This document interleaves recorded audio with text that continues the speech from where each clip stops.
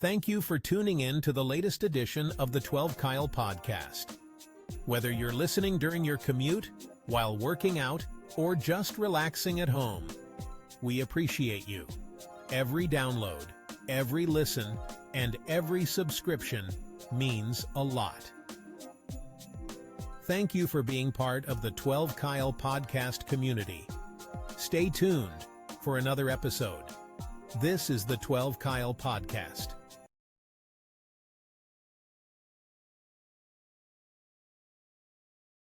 Ladies and gentlemen, thank you for listening.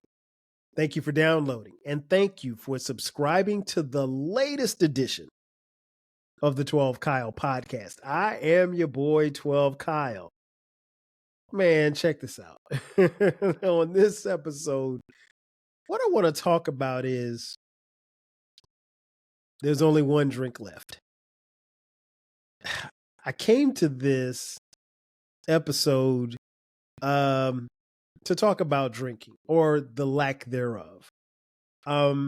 If you notice the cover art, that's a picture of a drink, of a glass of wine, some Merlot that I had in March. That drink is one of 4 drinks that I've had all year long. I think my time drinking is coming to an end. And it's not a shock. It's just not, I don't know what it is. I mean, like, I guess we should go back. And for those of you listening who've been following me, some of you know the story, some of you don't. So let me just kind of fill you in. I wasn't I'm not even now much of a drinker, clearly. When I was coming up in middle school, high school, and college, I never drank. Not once. Ever. It wasn't until I think I had my first drink. It was, I know when I had my first drink. I had my first drink the weekend my man Mo got married. And that was August of 96? No? No, it wasn't 96. It was, when did they get married? It was August of 97. Yes. August of 97. And that was like the first time I had a drink. And I remember my first drink, it was a Tom Collins. And I can't even tell you what's in Tom Collins. Is it like lemonade or something? I don't even know. I remember it was fruity and it was sweet and it was cool. I got a little buzz, I guess. But I'm not much of a drinker and really haven't been for the majority of my life. And that's cool. It's just it was never something.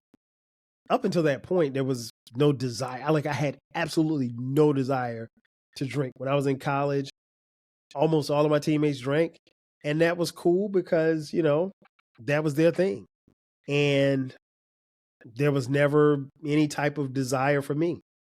I was never a fan of beer. Like, beer to me tastes like goat urine. Not that I know what goat urine tastes like, but you get my point. But it was no desire. So it wasn't, and my parents, they'd have beer, they drink beer and stuff around the house. But it was, I never saw my parents like pissy drunk or anything like that. And, as the years moved on, my drinking was minimal at best. In fact, the only time that I had ever gotten drunk was at my man Rudy's bachelor party. Shout out to Rudy.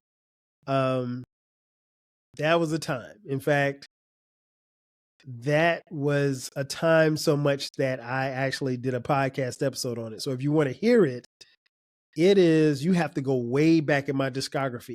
I think it's the 4th episode that I did. It's called The Last Time That I Got Drunk, which was the first and last time. Hilarious episode. Me and drinking did not mix that night. but I'll spare you the details. But go back and listen to that episode. It's called The Last Time That I Got Drunk. No, I'm not much of a drinker. Even now, like I said, I've only had 4 drinks all year. And I think I'm coming to an end of the drinking because there's a couple of contributing factors that I'll get into in a second that have really kind of slowed me down. But my background, again, my parents were together until I was like 13, almost 14 years old, when they got divorced. But they, my mom would have like a Miller Lite, the little mini Miller Lights. She would drink those. My dad would have one every now and then, but I think that might have been the last time I think the last time I saw him drink was like 85. Like it's been that long. So I didn't drink, at least I didn't see a lot of it coming up, I should say. Now what was interesting is that my grandfathers both were alcoholics. My mother's dad and my dad's dad were alcoholics. My mom's dad, my maternal grandfather, Eddie, he passed away when I was 1. So he passed away in 1973. He saw me. I obviously don't remember seeing him. But, I've seen pictures. He looked like a real cool cat, but the drinking got to him. I think it probably took him out early. My paternal grandfather, Wes, Grandpa Wes, I never met him before. I've seen a couple of pictures. But he passed away when I was in college. And he and my dad didn't have a great relationship at all. They mended it over the years. But I'll never forget my dad, it was kind of weird, man, when my grandfather passed. His dad passed. And I was a sophomore in college at South Carolina State University. And my dad was like, yeah, man, I got some bad news. So I was like, what's up? He was like, your grandfather passed. And I was like, oh, wow. And then he paused and he was like, so did you see that Yankee game last night? I was like, wait a minute. Like, we not going to talk about your old man dying? But, I mean, he kind of handled it like, somebody saying, yo, remember Ray from Round the Way? He got shot. And you just, you kind of pause for a second because you remember little Ray and you're sad that he got shot. But after that, you keep it moving. So he kept it moving. So, I mean, it didn't really affect him. So honestly, it didn't really affect me because I didn't know him. I mean, obviously I felt for him. I mourned for, my dad and his siblings, but, I didn't know him. I'd only talked to him on the phone a couple of times. And he, because of his drinking, like he had a problem with his throat and his larynx or something like that. So he talked with that little machine thing. So he sounded like a movie character. Freaked the hell out of me. So I was scared to talk to him. But yeah, so I come from grandparents or grandfathers who had alcoholism, in their system and in their body and in their history. And ultimately, at least I know on my dad's side, my grandfather's drinking led to his divorce from my grandmother, which was interesting because you're talking about what, in the 60s, late 50s, early 60s. People didn't get divorced back then. I mean, like you could literally get somebody else pregnant and have a family on the other side of town and people stayed together. You know what I mean? But my grandmother had enough. My maternal grandmother, she didn't divorce my grandfather, but she left South Carolina because like she was just tired of being broke. I mean, like legend has it that my grandfather he worked on the railroad, and so he would get paid on Friday, every Friday without fail. So he'd get paid on Friday. And in my hometown of Florence, like you had to go through this little area where he lived called the Block.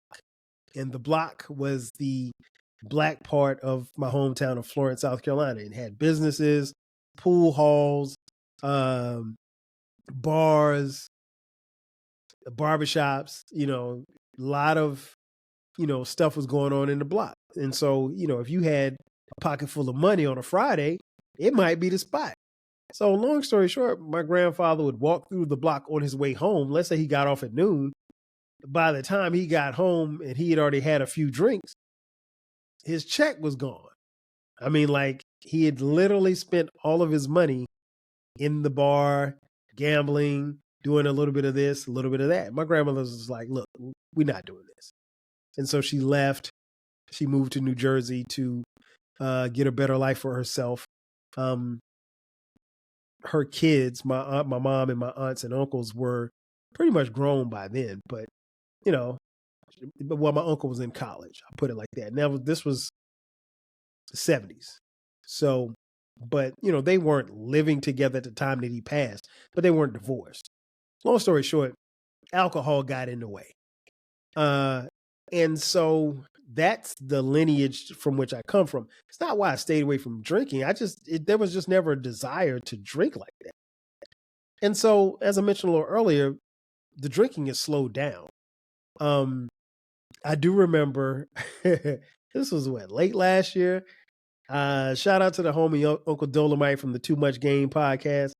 I was on his IG Live, and I don't even remember what time it was. We were chopping it up. I was drinking Merlot, and I had like maybe 3 glasses.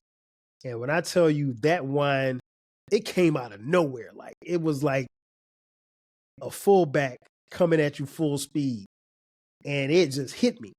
And it's like, so I don't even remember what I was saying on Dolomite's Live. All I remember was when I got off his live, it was almost 3:00 in the morning. So he's 3 hours behind. He's in LA. So it's midnight for him. And we were having a good time laughing, talking about stuff. I remember having a good time on his live. What happened after that? I don't know. I wasn't drunk, but I was buzzed out. Like, I used the bathroom, had to urinate, and then I came back in here, and my intentions were to get my phone and walk upstairs and get into bed. Well, I grabbed my phone, and I just remember going to tie my shoe, and then I laid on the floor, and the floor felt very comfortable. Now, keep in mind, I'm not drunk, but the floor felt so comfortable, like I literally fell asleep on the floor in here. And I woke up probably about 5 a.m. Then I walked upstairs and got into bed. But that next day, the wine just had me so tired. Like, I didn't want to it was a Saturday night, Sunday morning. I didn't go to church because I was just, again, I wasn't hungover. I was just tired. I felt like I'd run a mile. And I was just like, wait a minute, this ain't supposed to be like this. And so I was like, okay, that was okay, and I had fun with the conversation. That had nothing to do with how I felt, but the wine just really just made me feel just tired. And I don't like feeling tired, especially on the weekend. Let me feel tired on Monday or Tuesday. But no, after that, I know I had a drink. I had champagne. Now, I do love champagne. I will. I know that sounds crazy. It sounds kind of bougie, but I love champagne. I had champagne for New Year's. And then after that, we had dinner one night, which is what you see, the wine glass in the cover art. And then we had our annual Bulldog Roundup. Shout out to the squad, South Carolina State University, my football teammates. We had our annual Bulldog Roundup in Charlotte, North Carolina. We had a cookout one day, and I had a drink at the cookout, but that was it. I tend, especially if I know I got to drive somewhere, 1 drink, 2 drinks maximum. You won't catch me catching a DUI. I can promise you that. My drinks will, if I know that I'm driving, my drinking is minimum. Because I don't want to be a statistic. And, you can catch Uber anywhere. So if I'm going to drink like that, I'm going to ride. I'm not going to drive. But if I'm driving, I'm not drinking. But other than that, that's been it. And so there's a couple of things that really have really kind of killed the desire to drink. And one has been like working out. Especially as you get older, I think it's important that you work out. So I work out a couple of times a week, and the workouts have, particularly this summer, have gotten more intense. And I just, for whatever reason, alcohol, liquor, wine, it kills my workouts. So I don't like feeling like I'm working out and I'm dragging. Like I remember one day, and this was probably after that night we went out and we had drinks, where I had that wine. I remember the next day going to the gym, getting on the bike, and my workout that day was trash. I was like, man, I'm terrible today. And I just didn't like feeling like that. And then so it just has been no desire. And what's interesting is like in my pantry / place where I keep my wine, there's a bunch of wine here. There's a bunch of wine. There's a bunch of liquor here. There's some beer for people who drink beer. If I have people over, I don't drink beer, so I'm never touching it. But yeah, there's plenty of stuff here for people to drink if somebody came by. But I'm not drinking it. I'm just not. There's absolutely no desire to touch it. A lot of times, and full disclosure, like I've never been one to be like, hey, I just got home from work. Let me go in here and grab a beer. I've never been that guy, right? So that in and of itself lends me to not, drink during the week. So all of my drinking, even over the years, has been on the weekends. Well, guess what? When the weekends come now, not only am I working out on the weekends, but I'm also running around with the kids. And I will never get behind the wheel of a car with me and my kids in it, having taken one drink. If I know that I got to go pick up my kids from someplace, or or Sharice and I have to go somewhere, we're all riding as a family or something, never doing it. Never doing it. There was a kid that I coached Little League football, and his dad was known to drink a lot. And I distinctly remember we heard about an accident. The accident didn't happen too far from our house. And the kid's name was Nehemiah. Nehemiah was in a truck with his dad. His dad was going around a curve, overcompensated, flipped the truck. Nehemiah was 10 at the time. He survived. His brother survived, but his sister died. And there was a video because it was played on the news of Nehemiah and his dad and his brother walking into a security camera showed them walking into a restaurant, and they were trying to get some help. And, they were asking the father, like, what happened? And he was kind of incoherent. He was twisted, right? And from what I could tell, Nehemiah didn't have a scratch on him. And I think about that kid from sometimes because he lost his sister at the hands of his father. And his father ended up, getting a DUI. I think he ended up getting like an involuntary manslaughter charge. Wife divorced him. And this was, like I said, this probably, because Nehemiah played on the same team as Cameron, so it's probably been 10 plus years. He played on the same team my son Cameron. But that right there scared the hell out of me. And again, I've never had a drink and then drove a car with my kids in it. But like I would never want to be put in that position or anything like that. So no, when I'm running around with the kids or anything like that, I'm never drinking. So that's what the weekends have been, so and I'm, back and forth between Atlanta and Houston for work. And when I'm in Houston, it's 1,000 degrees in Houston, right? So you're going to be outside at some point. You don't want to be outside in the heat with liquor in your system. At least I don't. Because it's not a good mix. The Houston heat will beat you down. the liquor doesn't stand a chance. And so, it makes you feel even worse. So, long story short, there might be just one drink left for me this year. I've got, my high school homecoming coming up this fall. I have my college homecoming coming up this fall. But outside of that, there might not be a lot of drinks pouring. And I really don't know that I'm going to drink at either event. Because again, there's no desire, and I'm cool with that. Then if this is it for me and drinking, it's cool. I had a nice run. It was never something that I had to have. I don't begrudge people who drink. As long as you do it responsibly, it's cool. But I just, for whatever reason, have just lost the desire to do it. And it's weird because, like, I will literally go in there and look at 5 bottles of red wine, and I'll just look at them, and they look at me, and I look at them, and they look at me, and we just look at each other.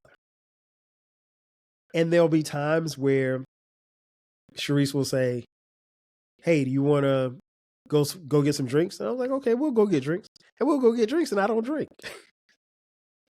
I end up getting like water or, pineapple juice and I don't even really drink sodas like that, to be honest. So, I got to be in the mood to get a Sprite now. That stuff is just it tastes foreign to me now. So I'm very cognizant about what I drink. Mostly now is water, Gatorade.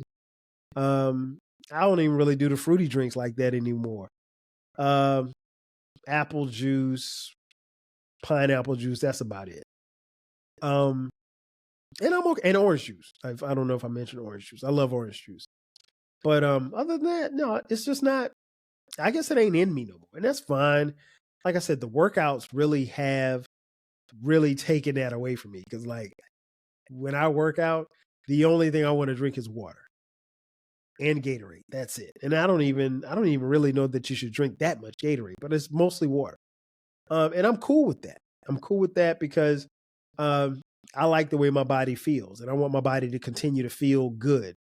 And that's not to say that I won't ever take another drink, but I don't drink frequently enough for it to be an issue. Like I tell people all the time, I'm the most socialist of social drinkers. So yeah, there might just be one drink left, and if so, I'm cool with that. That's going to do it for me. Ladies and gentlemen, thank you for checking out this edition of the 12 Kyle podcast. Be sure to subscribe to the podcast.